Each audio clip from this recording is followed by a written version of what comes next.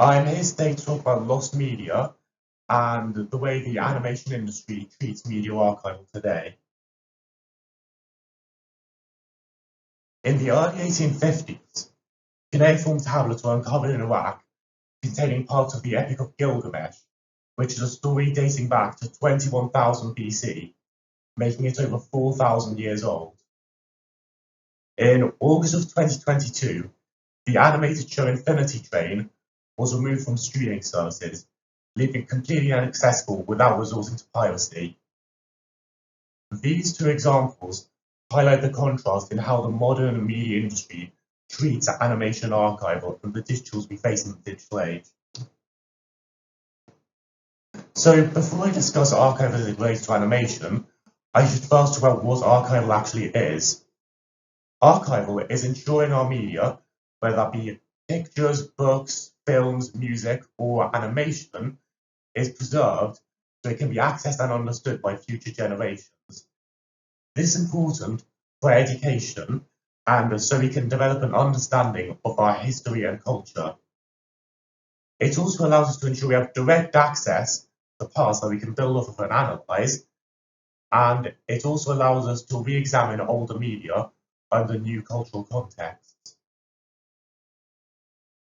A case study example of this would be the 1965 film Peanuts, which at the time was dismissed as pornography and just lost to time, but was later rediscovered by archival enthusiasts in 2020, and it was rediscovered as a film surrounding the issues to do with the gay and transgender communities at the time. So in the modern digital age, it often seems like all this media will be around forever, but actually, digital media is incredibly fragile and requires special care, being dependent on having both the right hardware and the right software to use. Incompatibility issues can make newer technologies obsolete, so it can be difficult to access older content. As an example, imagine trying to install a floppy disk on a modern laptop. In addition to hardware issues, the changes in software mean older file formats can become inaccessible or even corrupted, so they have to be actively maintained to ensure this doesn't happen. This isn't even to mention the fact that digital media will actually degrade over time, so most modern hard drives aren't actually designed to last more than a few decades. So right now we're living in an age of big data, but despite this abundance, there's actually fear that we'll end up living in a digital dark age, where even though we've got all this data, all access and record of it will be lost. The factors contributing to this are hardware and software obsolescence, the privatization of data making it inaccessible, and the restrictive copyright laws damaging the permanence of it. So the way in which this relates to animation industry is that most modern films are now made digitally rather than actually being recorded on physical film. So they only actually exist on servers and hard drives. This is pointed out by J.P. Kelly in his article, "This Title is No Longer Available," that permanent ownership of media, like DVDs and tapes, are being replaced by a subscription economy, so things like Netflix, Amazon Prime, and Disney Plus.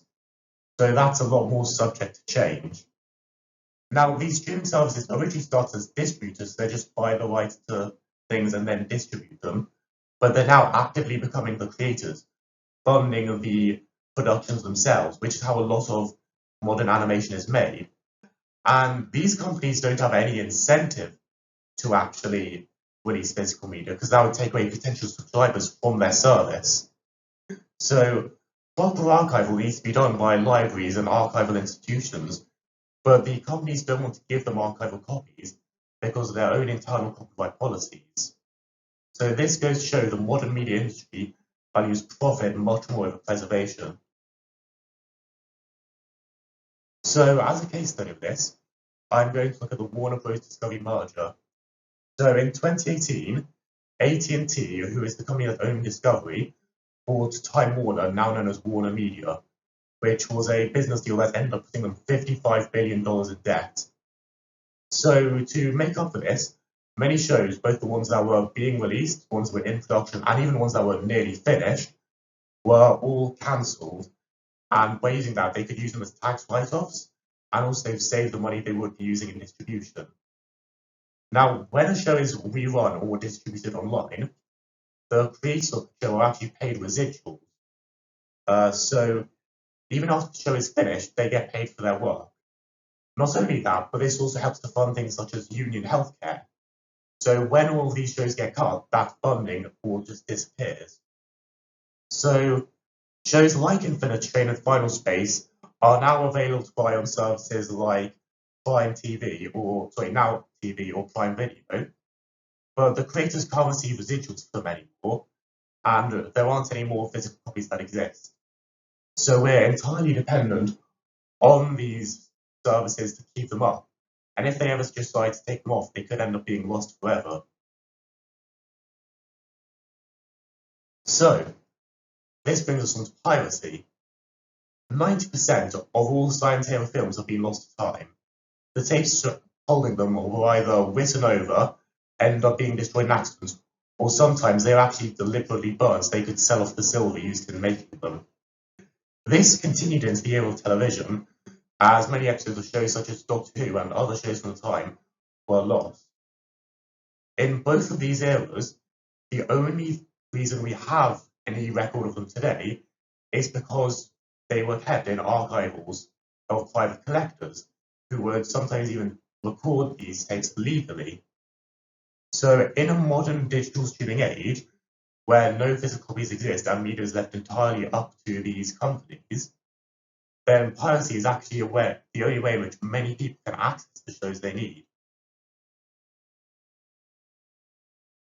So Abigail de Kodnik argues in her article, Piracy is the Future of Culture, that these pirates actually act as amateur archivists, helping preserve media for future generations.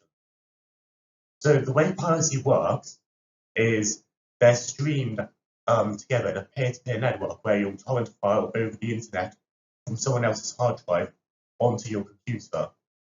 This means that two concepts fundamental to archival, that being decentralization and mirroring, are actually built into the way that piracy works. So even if a single server or someone's computer or even a website goes down, there's still hundreds of copies being in circulation. The way this works is actually a lot more secure than many modern archives, as if a company server or a library is lost due to collapse, attack, or accident, the content held on it will be lost. And even if it isn't, it still has to be actively maintained to ensure it's not lost to data leak, while pirated media is continually kept up to date and available. So this brings up the question, isn't piracy illegal? It exists without regard to any intellectual property or copyright law, meaning yes, it is illegal. However, despite warnings from distribution companies of a media industry collapse or a destruction of the creative industries, I'm sure you all saw the adverts in the early 2000s, no category of media, film, TV, music, or animation, has ever ceased to be made because of piracy. In fact, these industries have only grown over time. Counterintuitively, the only industry that actually has suffered because of piracy is official archival institutions. So companies such as the Library of Congress have commented that the anti-piracy laws that distribution companies push have made tighter restrictions on how media is stored and make it harder for them to create proper digital archives. So, as we can see, our current subscription economy and over-reliance on digital media is making it harder and harder to properly preserve animation for future generations. The companies responsible for this clearly aren't prioritizing archival, and in some cases are actively hindering it, as well as hurting the creators in the process. In this scenario, piracy is fulfilling a need that the industry has ignored, and is the primary way in which a lot of media is actually archived and preserved, where it would otherwise be lost. This isn't really a solution, however, as it doesn't help support the creators or make official channels of distribution people can use. So, if you want to properly support archival, then these distribution companies need to realise their responsibilities and create official archives for animation that can last the test of time. And if we don't work to preserve animation, we risk creating a digital archive in which much of the media we know today ends up lost to time. So, are there any questions?